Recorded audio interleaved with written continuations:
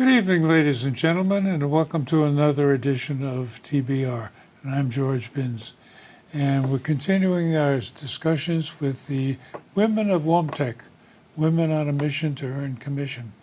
And this evening we got Catherine Kane. And you're a health monitor, healthcare advocate. Well, Yeah. my title is a holistic health coach right now. So what And does holistic health coach do compared to somebody like a sports coach? Well, a health coach, a coach is really like a word for like a guide, pretty much your guide on the side. So a health coach will with a sports coach, it's, a little, obviously, different modality, but we're just kind of helping you to be your best with health. We try to see, I do, try to individualize it for every person because not every person is the same. Right? Yeah. So, yeah. And what their goals are, what their needs are. And a lot of times I'm just kind of asking them, well, do you think that this decision that you're going to make is going to move you forward towards your goal, or is it not? So I'm just more of like, we call it like a guide on the side. Well, okay. You mentioned somebody's got a goal. How do they establish a goal? What are they? I can understand if somebody's got a particular sport.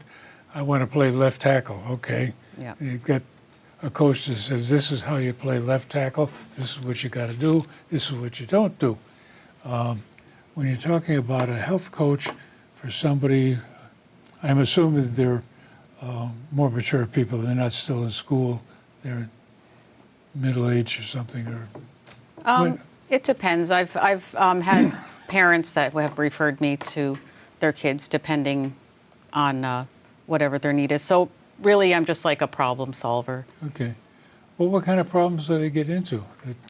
A lot of times people are under stress, and one example is they are having trouble with maybe their gut health, and they just feel like they don't have a lot of energy. They're having stomach pains all the time, and a lot of times that can lead to or indicate that they have some kind of inflammatory kind of thing happening in their body. Mm-hmm. Also, a lot of times people just really they're a little anxious, and they're thinking about a lot of things. So I kind of help them through, what would be like the most important thing that you can maybe accomplish today. Sometimes they have overwhelmed that they have too many things to do, and said, well, maybe think about what's the most important thing that you need to do today, or the top 3. Well, it sounds more like psychology than... I know. When you think of a health coach, I consider like the trainers at the Y. Mm-hmm. They've got a routine of exercises they work you through depending upon, I want to be able to jump up on a plank or something, or do some particular exercise. And they work you through the right motions and how often do you do it, how intense do you do it, going through all these kinds of mechanical things. But I guess I'm getting the drift that you're more into how people are thinking about their particular condition and whether it's accurate or not. And then how does this fit with, say, a primary care physician who would respond to a similar kind of question? My stomach bothers me, or something like that. Well, a lot of times I know, and I agree with you. A lot of times it's your mindset and the psychology of it, because your mind is really it's so important, to take care of your mind, because that is really what's driving you to your actions, whether you want to get up, out of bed that day, or what kind of, what you're going to eat that day, or, as I was a nurse for a long time, and I've worked with a lot of doctors, and I know, I really just worked in the hospital, but a lot of times you go to the doctor and you say something is happening, they'll usually prescribe you something to Yeah, help you get it whatever done. the symptom is. Yeah, you get some pills. Yeah. So I like to get to more of the root cause of what is happening. And I don't tend to, I don't claim to cure people, but I just kind of help them decide, well, maybe we'll try this thing. Maybe, try food instead, or some other thing that it doesn't necessarily just, because I can't prescribe medication. So maybe some non-medical thing. And, I think we're going to talk about, how movement can also help with a lot of things too. Well, that's the other part of your title is chi running, or chi running? Chi, yep, Chi chi. running. And what is that? How is that different than any other kind of running? Oh, well, I'm so glad you asked. Well, so Chi Running was developed actually 20 years ago this year. I just found out. The co-founder, him and his wife, they co-founded this technique. So it's really a running technique or a walking technique that brings you back to being aware of, it makes you take a step back, being aware of what your body is doing.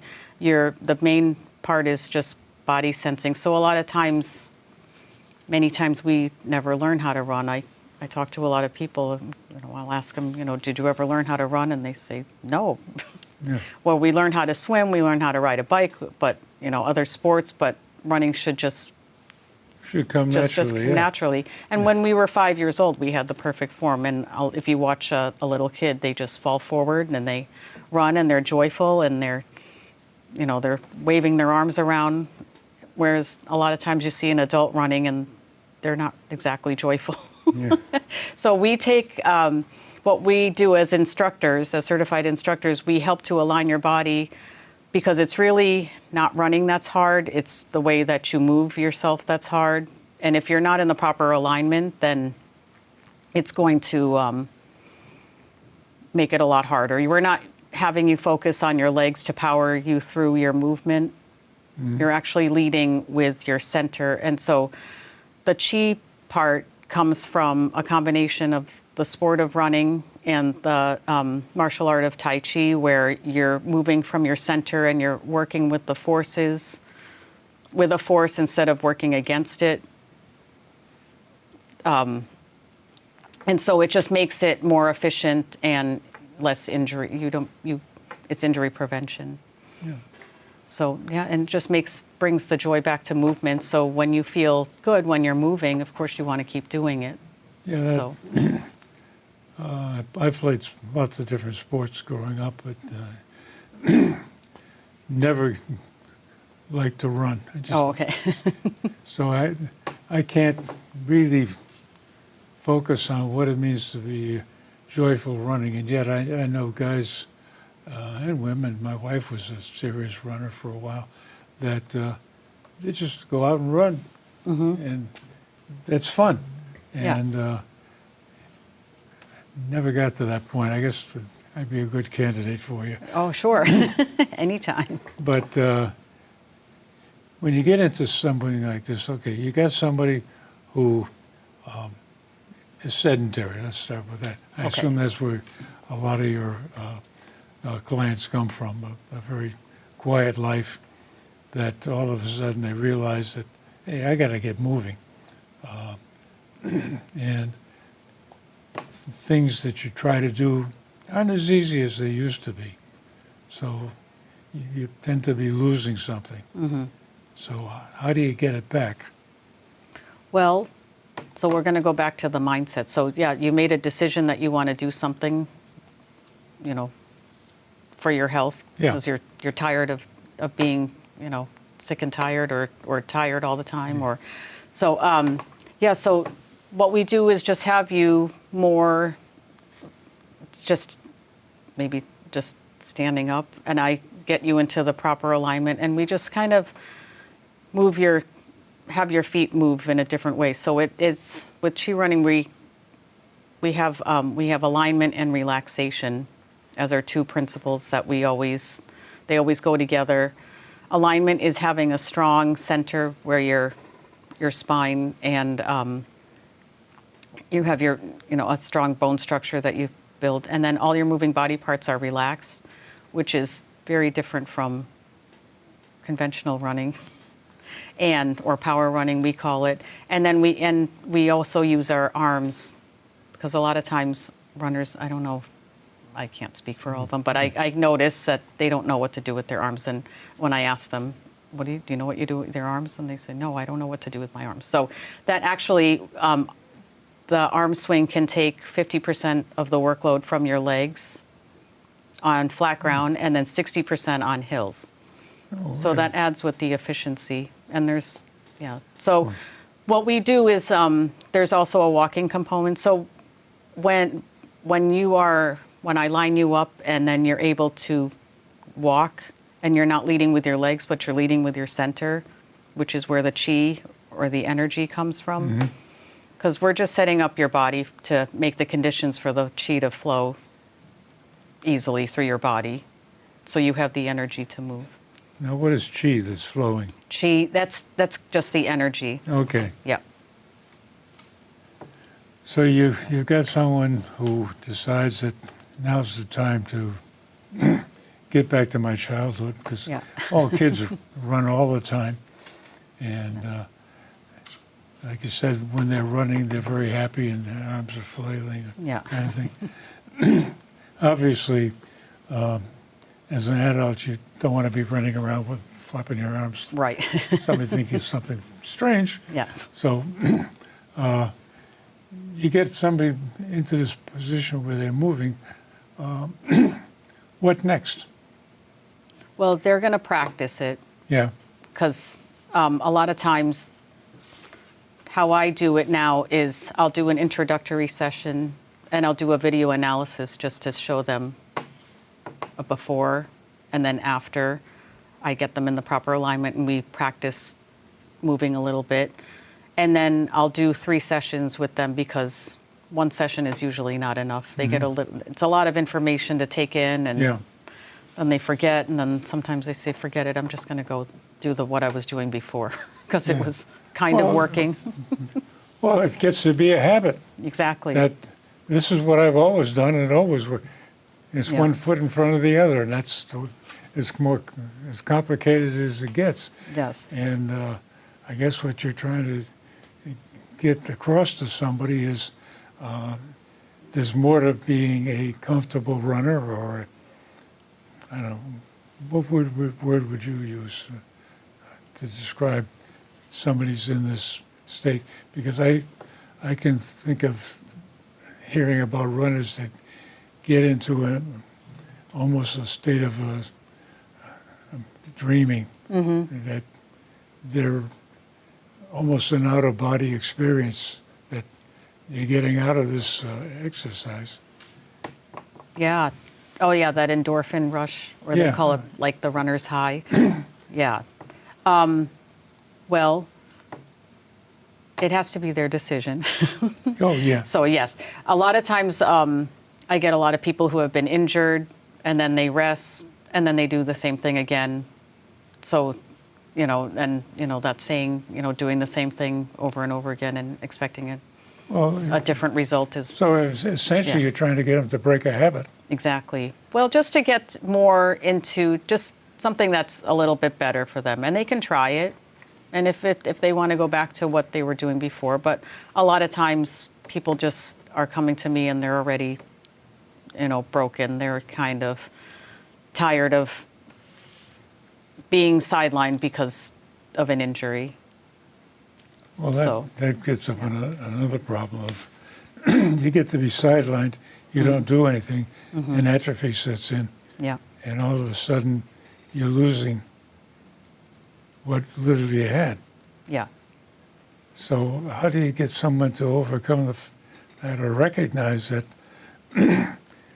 turning into a couch potato is not something you can quickly undo? Right. Yeah. So, well, we incorporate something called gradual progress. So we want you to just think of, chi running transforms the sport of running into more of a holistic practice. So that is incorporating your mind to your body, and then your body is going to do whatever your mind tells it And then also with these principles, they don't just apply to when you're walking and running. They can apply to your everyday life, like gradual progress. You're going to, not, if you're starting something new, you want to take it step by step. When you're starting a new exercise routine, you want to not increase that so much, more than 10% every week, whether it's your distance, your time spent, whether it's your shoes, or, and then just with the posture is the most important part. That was that building that strong foundation that you go on. Okay, so you develop, I guess you work with somebody and develop a program, and the 10% is one of the ingredients in it. How do you get to the point of deciding that, or how does an individual get to the point of deciding that, okay, I've made some progress, I'm ready to move on. What do I move on to? More of the same, or is it time to try something different? For instance, I go to the Y regularly and work out there, and they've got all sorts of machines, and they got little numbers on them that you can dial in, load, and build up an intensity level over time. And they never tell me about a 10% rule, but it's sort of up to you. And I guess the question is, how do you make up your mind, or how do you recognize that, I guess the magic word is plateauing. I've gotten to a plateau, and I can continue to do this almost indefinitely, but that's not my goal. I wanted to get higher. And how do you, I guess the question you're raising is, if you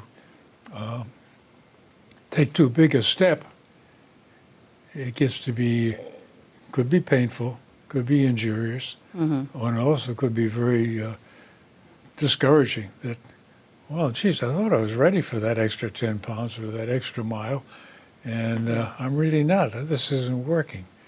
How do you get over that kind of a situation? Well, one is to just be patient with yourself, right? And just more about, okay, well, why don't I dial it down a little bit? I'll increase, like your example with your weight, trying to go up just a little bit. If you can do, a lot of times we say when we're lifting weights, I guess you do 12, I don't know if this is what you do, but 12 repetitions of whatever it is. If you can easily do 8, then it's time to, make the weight a little bit higher. Yeah. Well, I work on a system that I've gotten out of a book called Body for Life. Oh, yeah. And the scheme there is you do 3 sets on any particular exercise. The first set is 15 reps at a relatively comfortable load, 12 at your design point, and then do 10, and that's the push. Okay. So when the 10 gets to be comfortable, that becomes the new 12, and then you push it up another increment. Yeah. So that's one scheme that I'm familiar with. Is that consistent with the kind of stuff that you're doing? It is, yeah. So, well, it depends on them also, how, exertion is different for everybody. Yeah. What they would say, like a 6 out of 10 is, it would be different for every person. But, yeah, just to see, and they can test it for just like a little, a short mile, if we're talking about running. Yeah. Yeah, they can test that. We also use a method where we talk about cadence, and cadence is how many strides per minute that you're, and it's measured by like how many steps you're taking. And we try to have you move your feet off the ground pretty quickly, but using we have a little metronome, and you can increase that. Say, Was it like running in place? sort of. Well, it's when you're running, running on the ground. So Okay. The ideal cadence is between 170 and 180. And it depends on your leg length, or it depends on kind of your fitness, but you want to work up to that. So that's part of gradual progress. So maybe when you're first starting, you'll start the metronome off at maybe 167 and see how that is, and how That's steps per minute? yeah, and then how your steps per minute, and then every week you're going to increase that by 1, Okay. and then if you feel good doing that, then that's, you keep increasing it every week. So Yeah. And while you're doing this, do you monitor heart rate or yeah, blood? you can wear a heart rate monitor if you want to. But, Because yeah. that But it's again, I kind of keep like your thinking back to exertion. the why. A lot of the machines, when you grab onto it, it's measuring your pulse rate or heart rate, kind of thing. And I think there's a rule of thumb: it's your age. 220 minus your age Oh, yeah. is the magic number of. That's the max you should be doing, kind of thing. And you're mentioning you're working on cadence or pace, how many steps per minute. And when you're counting pace, you're just counting your left foot or both feet. Well, both feet, because you Okay. want it to be stepping. And what cadence does also, which is a little bit different, in Chi running, we try to keep your cadence the same no matter how far or how fast you're going. So your legs are turning over the same. And it's a little hard to see unless you... To do that, to go faster, you have to lengthen your stride then. No, you don't. Okay. We're not leading with our legs. We're leading with our center. So our legs are always going to be behind us. But you are going to be opening up your stride behind you, kind of like a big wheel. If you've ever watched like the Boston Marathon, the lead runners, if you ever watch their form, they're falling forward pretty far because they're leading with their center. Their legs are behind them, and they're also using their arms. I don't know if they're using Chi running per se, but that's pretty much what they're pretty efficient and pretty fast. Oh, yeah, they have to be if you're going Yeah. to do 26 miles and still breathe. And less than 5 minutes per mile. So Yeah. So I guess the question comes down to is, if somebody wants to get into this business, how do they start? Oh, well, they can contact me to just book a discovery call, and I talk to them for up to a half an hour just to see what they want to accomplish or what their injuries are or whatever. And then if they would like to move on, then I do a 1-hour lesson with them, and I do a video analysis.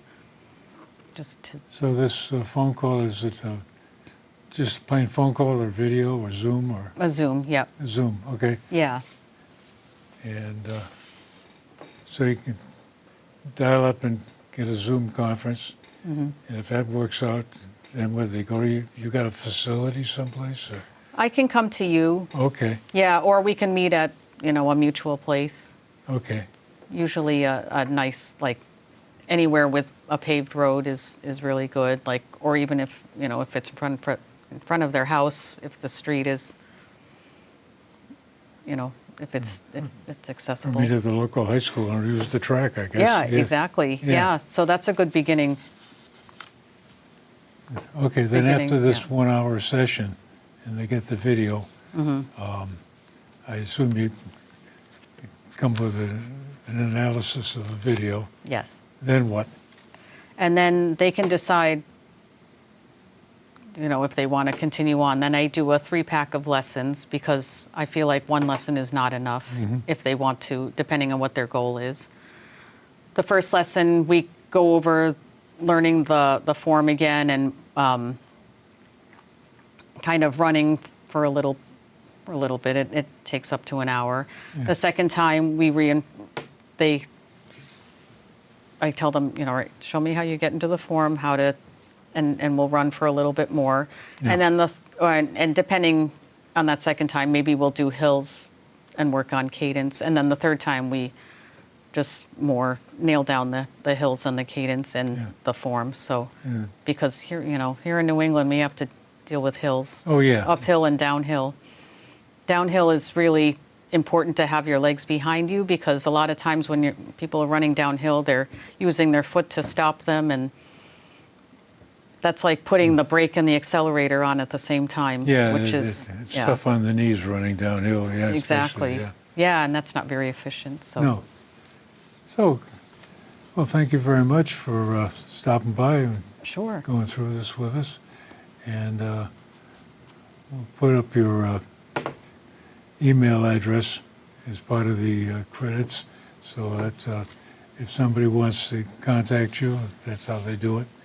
And thanks again for joining us this evening. Oh, And ladies and Thank you. gentlemen, as I usually mention, if you've got a comment or question, my email address is at the end of the credits.